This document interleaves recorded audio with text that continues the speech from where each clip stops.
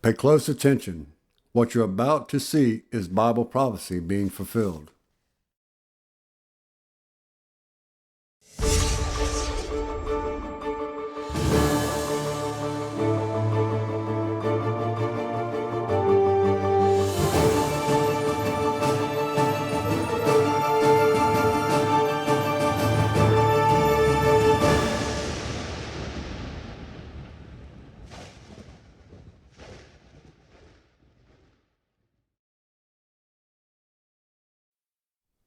Welcome to another edition of YPN News, bringing you news as it relates to Bible prophecy and foretold by Yisrael Hawkins. Well, we're going to talk more about the ongoing conflict between Israel and Hamas.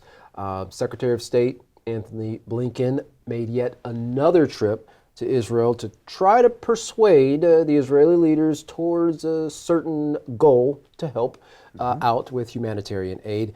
And also, we're going to take a look at the two-state solution is back in the news as it's approximately 20 years after that agreement was signed on the White House lawn. But first, we're going to talk about a 6.4, that's right, 6.4 magnitude earthquake which struck Nepal, killing dozens of people in the areas of Jajarkot and Kathmandu. The rescue efforts were made very difficult due to landslides and other fallen debris. In the Rukum district, 36 people were killed when several houses collapsed as a result of the quake and subsequent aftershocks. The Prime Minister visited the areas accompanied by military personnel and was briefed by officials concerning the status of the destruction. Well, U.S. strikes on weapons and munitions facilities has the global community worried that the ongoing conflict in Israel might rapidly spread. Now take a look at this next video for more on the conflict and what the analysts think could possibly take place.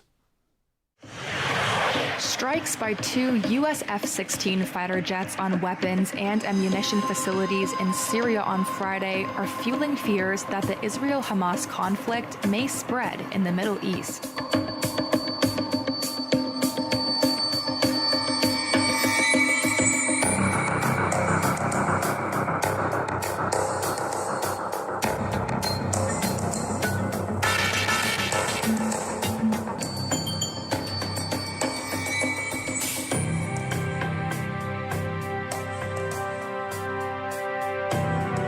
Ordered the mission in retaliation for attacks on U.S. forces by Iranian-backed militia. The Pentagon said the two facilities targeted near Abu Kamal, a Syrian town on the border with Iraq, were used by Iran's Revolutionary Guard Corps and militia groups. U.S. and coalition troops have been attacked at least 19 times in Iraq and in Syria by Iran-backed forces in the past week.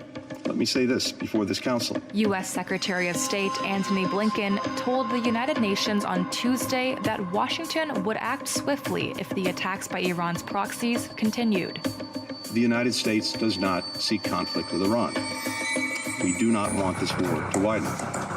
But if Iran or its proxies attack U.S. personnel anywhere, make no mistake, we will defend our people, we will defend our security, swiftly and decisively. He sent a rare message to Iran's supreme leader Ayatollah Ali Khamenei, warning against targeting U.S. personnel in the Middle East, the White House said on Thursday.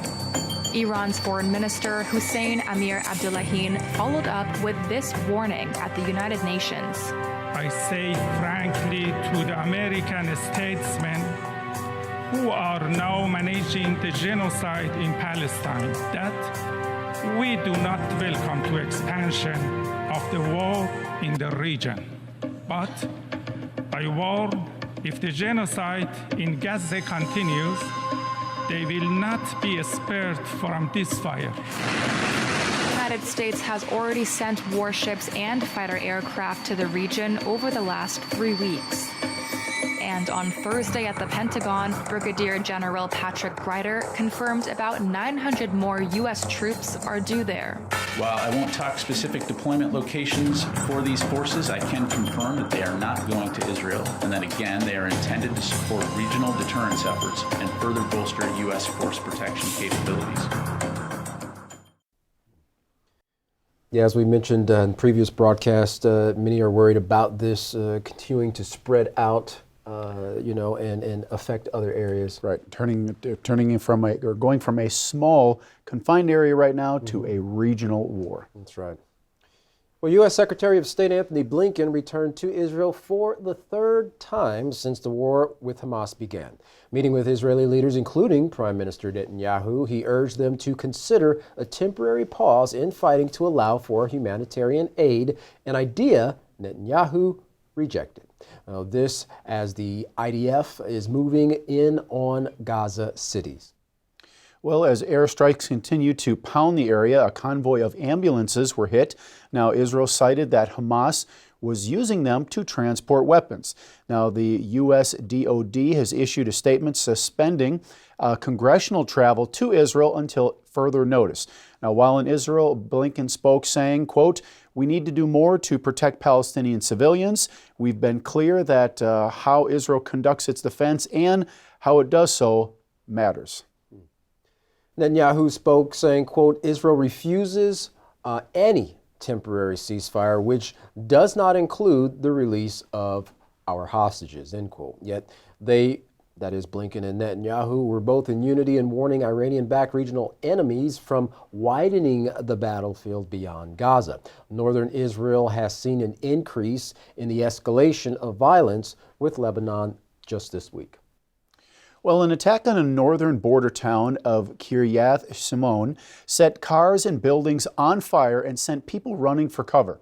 Now, Hamas militants claim responsibilities. Despite the target, the goal of both sides is to spread fear to the other. Now, Hezbollah's leader spoke for the first time since the war began, saying in a televised address that his group has been battling Israeli forces in the north in order to stretch them thin in Gaza. Israel released video of the ongoing fighting with Hamas militants as soldiers encircled Gaza City. Despite military efforts, the civilians continue to bear the worst of the violence. That strike that we mentioned earlier by Israel on a convoy of ambulances left dozens of civilians lying dead in the street, increasing the death toll and grief amongst those left behind to pick up the pieces. Well, Blinken hoped to urge leaders to consider a pause in fighting for humanitarian aid. He also commented on many of the images that he saw showing the lifeless bodies of Palestinian children and how he couldn't help but look at those children and think of his own children. Now, of course, he was moved by those images and really pushed for that pause, but as reported, Netanyahu was vehemently opposed to such a move, saying this is not going to happen, certainly where we are right now in this fight. Of course, thinking they have Hamas on the run and they're not going to back off and give them an opportunity to recuperate. That's right. Well, CBS News' Charlie Daggett reported from Israel, the Israeli-Lebanon border, on Secretary Blinken's visit to Israel, saying, of course, Israel is encouraged by any show of support from the United States. However, Prime Minister Benjamin Netanyahu was not persuaded to pause the bombardment on Gaza as Blinken had hoped. Well, Blinken suggested it would not only allow aid in, but possibly be a way to convince Hamas to release hostages as well. Well, the facts are pretty clear, as Hassan Nasrallah stated in his speech, that the conflict has really been a regional one since October 7th, when Hezbollah began to carry out attacks from their border with Israel while Hamas invaded the Israeli countryside. Now, if Lebanon was to declare war on Israel, then there would be a second front to battle, but one that has much more sophisticated and capable weapons, threatening Israel's security on a much larger scale than Hamas. Now, Israel is hoping their neighbor to the north does not use this as an excuse to start up a conflict that is backed by a much stronger country like Iran. Well, what costs $10 billion is 24 times more destructive than Little Boy, which destroyed Hiroshima, Japan in 1945, and is now the focus of the United States military needs. Well, if you guessed another nuclear bomb called B61-13, well, you're correct. The request to start building this nuke could be seen as the United States' response to Russia and China's race to build the biggest and strongest bomb ever. Well, the real question is, what will be the cost to all of humanity? Please watch this next video. Our next story is about a new weapon, America's secret weapon, its most powerful nuclear bomb. The Pentagon is building it. It would cost about $10 billion, and it would be 24 times more powerful than the bomb dropped on Hiroshima during the Second World War. The U.S. is ready with a plan. It is awaiting congressional approval and courting its fair share of controversies. But why does America need such a weapon? And how will its adversaries respond? Does this mark a new phase in the nuclear arms race? Our next report brings you all the answers. The year was 1945. The Second World War was raging. In August, it opened a devastating chapter in world history. The US became the first country to use an atomic bomb in war. It dropped the first bomb on the Japanese city of Hiroshima. About 140,000 people died. 3 days later, the US detonated a second atomic bomb, this time on the city of Nagasaki, killing about 74,000 people. It was catastrophic. Cut to today. The US Department of Defense has released a statement. It plans to build a new nuclear bomb called the B-6113. It will be one of the largest and strongest bombs in America's nuclear stockpile. To give you an idea, the B-6113 will be 24 times more powerful than the bomb dropped on Hiroshima, which was a 15-kiloton bomb, and 14 times more powerful than the one dropped on Nagasaki, which was 25 kilotons. The B-61 is a nuclear gravity bomb, meaning it is dropped from an aircraft. It falls on its target by gravity, and devastation ensues. This bomb has been in service since 1968. Since then, several versions of it have been created. They all have different yields and features. The latest version was the B-6112. It was produced in 2020. 3 years later, America wants to upgrade this bomb to create the B-6113 or the 13th version. It will have a yield of 360 kilotons and will include modernized safety, security, and accuracy features. It will also provide more flexibility for strategic, targeted attacks. For now, the US has simply announced its pursuit to build the bomb. It is seeking congressional approval and funding. If approved, the bomb will not increase America's nuclear stockpile, because the Pentagon plans to simply replace some of the largest and most powerful bombs, like the B-61-7S and the B-83-1S, and in their stead, use the B-6113. Thanks to its strength, it sounds efficient, but this plan is not without controversy. For starters, the bomb is costly. Reports say it will cost America about $10 billion. On top of that, critics argue that there is no real need for this bomb. It has a high yield. The bigger the bomb, the more the damage. All of it is not necessarily wanted. The B-6113 could cause more collateral damage than expected and in turn escalate matters. But for now, the Pentagon has its heart set on its new nuclear toy. The question is, why? Tensions are rising around the globe. In America's words, the security environment is changing and threats from potential adversaries are growing. Who are these adversaries? Mainly Russia and China, America's biggest competitors in terms of nuclear stockpiles. No one knows the exact number, but according to experts, Russia has 4,489 nuclear weapons, followed by the US with 3,708. And China with 410, and all three have been trying to increase their stockpiles. Reports say in recent years they have all built new facilities and dug new tunnels at their nuclear test sites. Since tensions are rising, and so are nuclear dangers, only time will tell if America's decision will be for better or worse. Katan, pretty amazing, 360 kilotons on that new gravity nuclear bomb, 24 times more powerful than Little Boy, the bomb that was dropped on Hiroshima, which devastated that city, and now we're talking 24 times. Of course, the cost to humanity, nobody knows exactly, but we're not really wanting to find out, because if the Little Boy was so destructive, you can only imagine something so much more powerful, what that's capable of doing. Yeah, and it's not just the initial or immediate destruction of the weapon, as scientists have found out that they underestimated, the devastating effect of those bombs, and not to mention that even still to this day, people are still suffering the effects from the radiation from that one bomb, those two bombs. Well, in this next clip, United States President Joe Biden, speaking on economics, mentions there is a new world order taking place, which he says America needs to be the leader of. Take a look. I think, my mother had an expression, out of everything terrible, something good will come if you look hard enough for it. I think this presents us with some significant opportunities to make some real changes.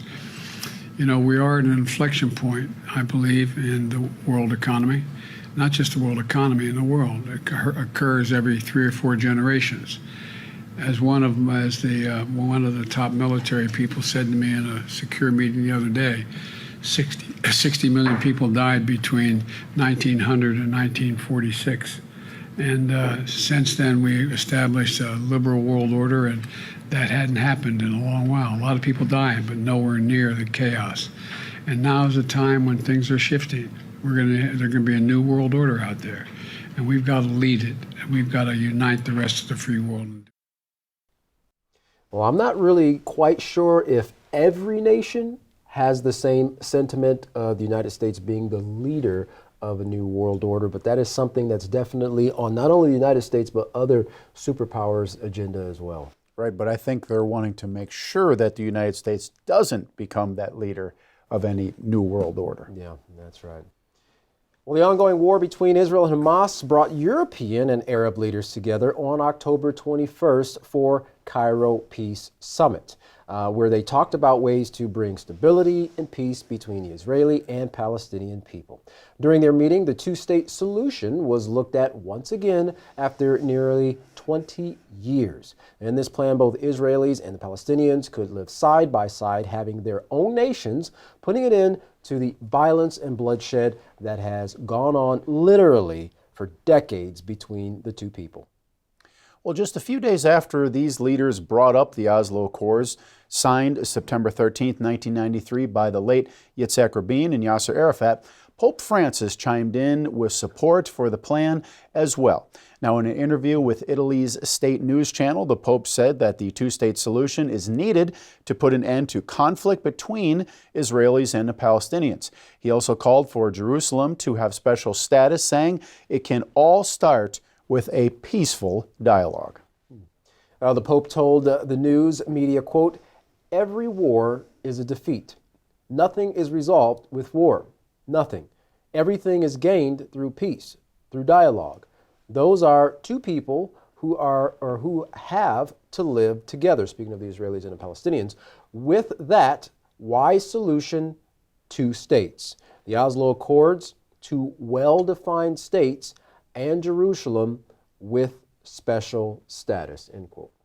Well, but what is so great about this plan American President Bill Clinton and his White House staff had pushed so hard for, but then came to a halt after Netanyahu took office? It's simple. The two-state solution calls for dividing the land between Israelis and Palestinians to where the Palestinians have their sovereignty from Israel and both have right to the holy sites in Jerusalem they claim as theirs. Well, much of these details were never worked out between the two sides during the writing of the Oslo Accords. The focus was set to get the ball rolling in that direction. From there, it would be through more discussion and action on both groups' parts that they would come to a full agreement on how the two-state solution would be implemented.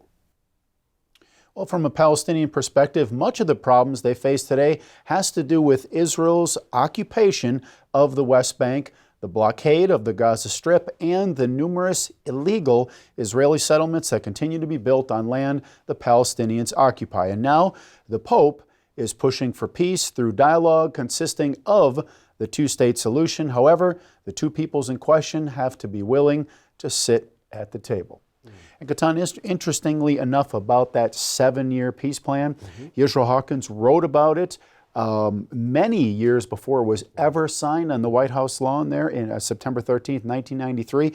But he wrote about that plan that it was even though they looked at it as a peace plan, they thought it was going to bring peace, it was never, he never said it was going to bring peace. He showed that it would actually bring about greater destruction. That's right. And that destruction ending with 4/5 of mankind being killed over all the face of the earth through nuclear destruction. And that's really kind of the kicker, because while all nations are looking and hoping towards this, it's not going to accomplish the end goal, because you can't truly have peace without laws or rules that bring peace. Right, and if they're unwilling to sit down and work out their differences, like you said, you're only going to come up with conflict, and the hatred there is so deep between those two group of people. I mean, you can see it even in the very young, even in the children. They grow up having that hatred for someone else, which we know, is a big block for them to get by to ever try to find a real peaceful solution. Well, if you'd like to find out more about these stories, contact the House of Yahweh. When you do, don't forget to request your free copy of the monthly newsletter and the Prophetic Word magazine. Here's how. To contact the House of Yahweh, you can write them at the House of Yahweh, P.O. Box 2498, Abilene, Texas 79604. You can call them at 1-800-613-9494. Visit them by going into any of their websites. You can visit those sites by going to Yahweh.com, YisraelHawkins.com, and Yahweh'sBranch.com. You can also visit our website by going to YPNnews.com. You can email the House of Yahweh at info@yahweh.com. And for all calls outside the United States, please call the number on your screen. And don't forget the Yisrael Says and Ask Yisrael programs. You can find those online 24 hours a day by going to YisraelSays.com and AskYisrael.com. Well, don't go anywhere. Up next is another classic message from Yisrael Hawkins. From all of us here at YPN News, I'm Jeffrey Heimerman. And I'm Katan Alexander. Thanks for watching.